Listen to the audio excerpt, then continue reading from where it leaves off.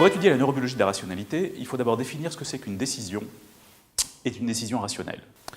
On va ramener la décision au niveau le plus simple, à la décision entre deux choix possibles.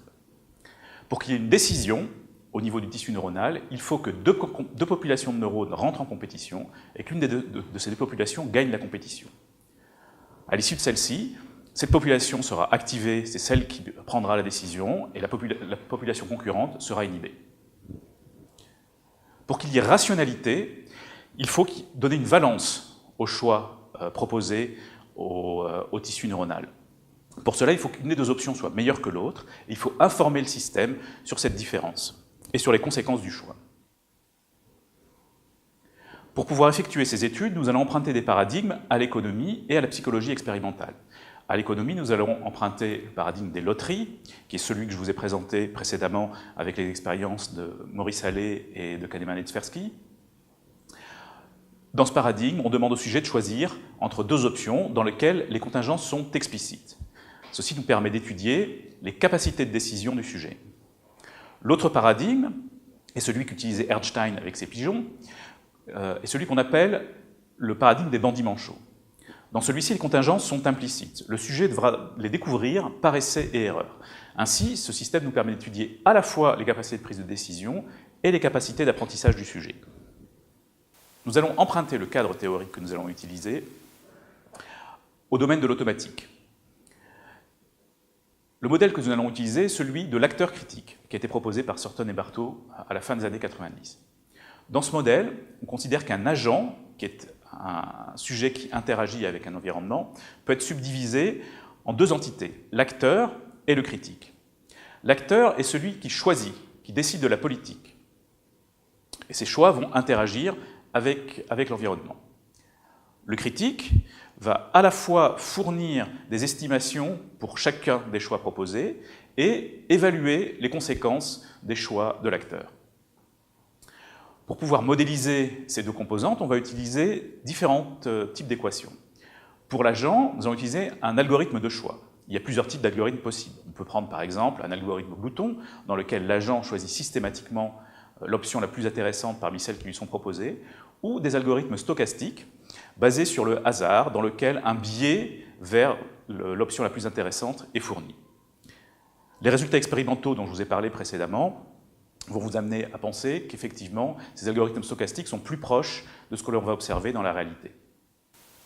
Pour le critique, il va nous falloir un paramètre d'estimation de l'utilité de chacune des options proposées, donc une utilité estimée, et un deuxième paramètre qui permet de réévaluer la différence entre l'estimation effectuée par le critique et la récompense effectivement obtenue lorsque l'acteur a choisi l'une des options proposées.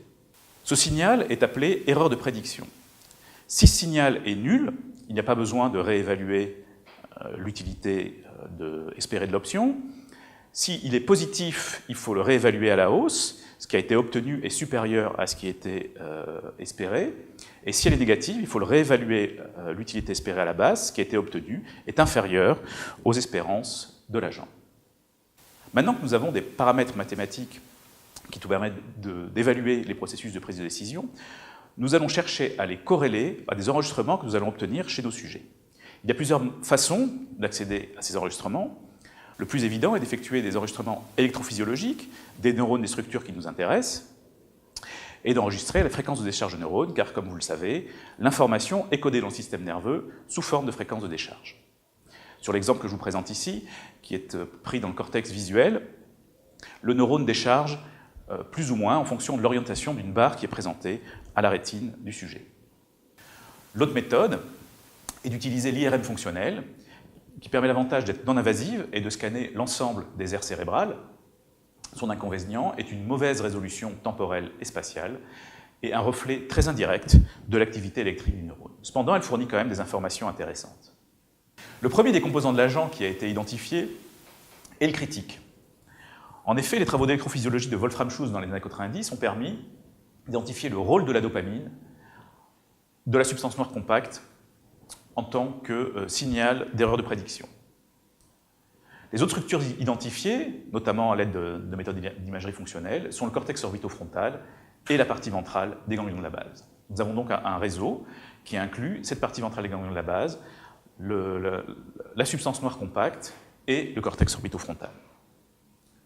En ce qui concerne l'agent, c'est là aussi des travaux d'électrophysiologie effectués principalement chez le primate et le rongeur et des travaux d'imagerie fonctionnelle qui ont permis d'identifier un réseau impliquant le cortex préfrontal, certaines parties du cortex moteur et la partie dorsale des ganglions de la base.